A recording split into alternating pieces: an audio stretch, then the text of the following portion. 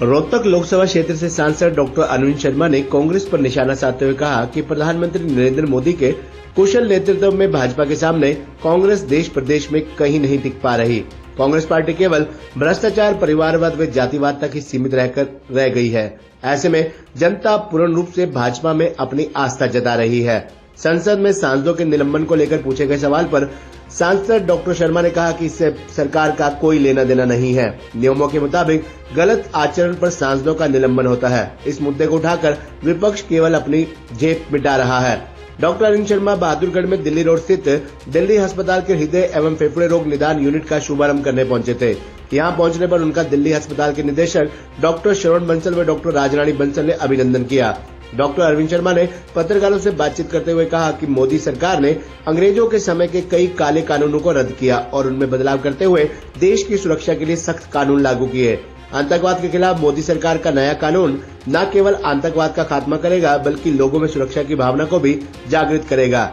Rapid rail transit system से हरियाणा वासियों को दिल्ली से बेहतर कनेक्टिविटी मिलेगी। द्वारका से वाया बांडसा झज्जर होते हुए दादरी तक इसका विस्तार होगा। इसके बाद दिल्ली से बहादुरगढ़ के लिए इसको हरी झंडी मिल चुकी है, जो न केवल सुगम यात्रा के लिए कारगर साबित होगा बल्कि व्यापारिक गतिविधियों को बढ़ावा मिलेगा। सांसद डॉक्टर अरविंद शर्मा ने श्रीमद् भागवत गीता की जयंती को अंतर्राष्ट्रीय स्तर पर आयोजित करने के लिए मुख्यमंत्री मनोहर लाल का आभार प्रकट किया। उन्होंने कहा कि कुरुक्षेत्र जिला में अंतर्राष्ट्रीय स्तर के गीता महोत्सव का आयोजन हो रहा है और इसी के साथ साथ सरकार की ओर से सभी जिलों में भी गीता जयंती महोत्सव हो रहे हैं। उन्होंने कहा कि भगवान श्री कृष्ण ने हरियाणा की पावन धरा पर गीता का संदेश दिया था। आज पूरा विश्व गीता के सार का अनुसरण कर आत्मसात हो रहा है। राज्यसभा में उपराष्ट्रपति जी, चेयरमैन ऑफ राज्यसभा, उनको ये सारा का सारा लोकसभा के अंदर, राज्यसभा के अंदर सांसदों के आचरण पर निर्भर करता है। उनका कैसे गाइडलाइंस है, वो गाइडलाइंस तय है और वो गाइडलाइंस सभी पार्टियों से मिलकर के गाइडलाइंस तय होती है। परफेक्ट एक एग्जैक्ट गाइडलाइन तय होती है। उस गाइडलाइन का उल्लंघन आप करेंगे कैसे काम बढ़ेगा। अब आपने ही जब नया पार्लियामेंट बना तो गाइडलाइन तय कि कोई भी वेल में नहीं आएगा। सारी पार्टियों ने मिलकर के, ऑल पार्टीज ने डिसाइड किया कोई वेल में नहीं आएगा, कोई प्ले कार्ड लेकर के नहीं आएगा, कोई किसी तरह की नारेबाजी नहीं करेगा हाउस के अंदर। तो ये सारी गाइडलाइंस का उल्लंघन जो है वो अनुशासनहीनता है। अनुशासनहीनता के चक्कर में ही ये सारा एक्शन स्पीकर साहब की तरफ से और चेयरमैन राज्यसभा की तरफ से ये लिया है। चारों तरफ आप देखेंगे बहुत गहराई से जाएं, बहुत गहराई से जाएं।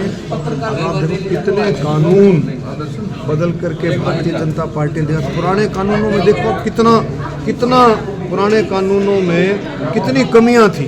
मैं आपको छोटे से कई उदाहरण देता हूं। अभी आज मैं सुबह सुन रहा था, महाराष्ट्र के गांव में एक लड़का है टेररिस्ट एक्टिविटीज़ में फंसा। 2001 में फंसा, 10 साल की सज़ा हुई। 2011 में बाहर आ गया। 11 में फिर और जो बॉम्बे बम ब्लास्ट था उसमें फंस गया। पहले बॉम्बे ब्लास्टों में शामिल था, उसके बाद 7 साल जेल में रह करके।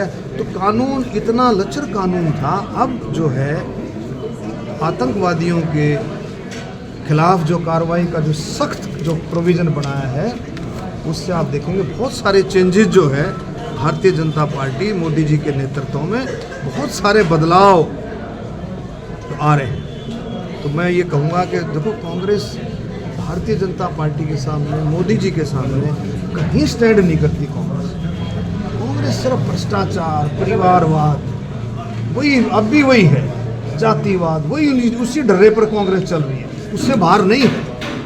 आप देखेंगे जिनकी वजह से कांग्रेस गई थी 2014 में सेंटर में भी और स्टेट में भी, जिनकी वजह से गई थी वही लोग हैं, वही घोड़े, वही मैदान, वही काम है, वही लोग अब मुकुट लगा करके फिर से वो मैदान में आ रहे हैं कि हम ऐसे कर देंगे, ऐसे कर देंगे।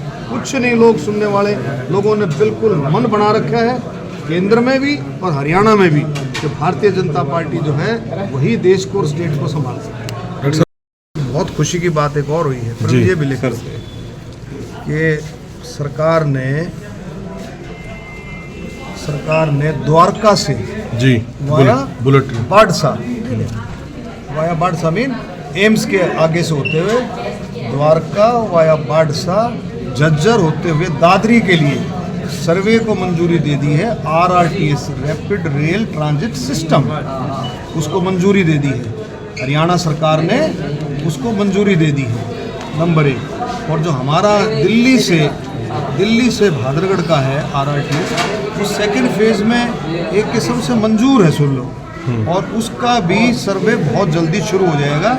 अभी जो पहले फेज का है दिल्ली अलवर, दिल्ली मेरठ ऑलमोस्ट कंप्लीट हो गया, और दिल्ली पानीपत सेकंड फेज में दिल्ली रोहतक भी इसमें शामिल है, और जल्दी ही उस पर भी कार्रवाई मैं आपको बता दूंगा उसमें क्या कार्रवाई चल रही है।